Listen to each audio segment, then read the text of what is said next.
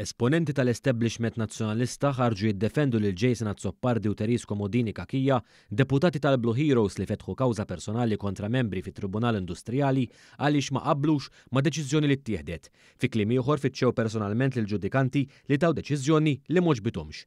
Fit-Times Andrew Borg Cardona ddefenda lil Azzopardi u Komodini Kakija, avukati li fetħu l-kawża fisem lill-UPE u Union trid li Learning Support Educators ikunu distinti mill-allima għalla volja parti mill-professjoni ta' edukaturi.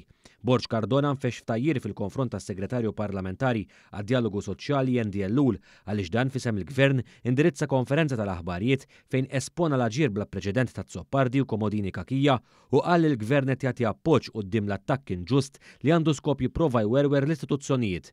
Is-Segretarju Parlamentari kien sostna li l-Gvern qatt ma jista' jaċċetta sitwazzjoni fejn membri li jservu lil pajjiż jispiċċaw b'kawża personali kontrihom minħabba deċiżjoni li ħadd ieħor ma jaqbilx magħha fuq il-mertu. Dan huwa attakk inġust u sproporzjonat, irremarka Dr. Ellul u spjega kif il-Gvern se jappoġġja li 3 membri billi jkopri l-ispejjeż għall-assistenza legali. Anke l-MEA, l-Assoċjazzjoni ta' min ħaddem, qalet li l-kawża ta' Azzopardi u Komodini Kakija tmur kontra kull etika.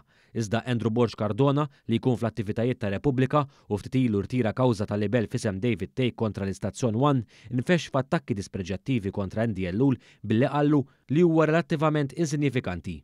Il-Boċċa kif inhu mlaqqam fil-kuraturi tal-qorti huwa esponenti ewlieni tal-establishment nazzjonalista u fl-eqqel tal-ġlida biex Adrian D'Elia jitneħħa minn kap huwa kien qal li hemm nazzjonalisti tal-ewwel u tat-tielet klassi b'dawk mal-fazzjoni D'Elia laqqamhom bħala tat-tielet klassi.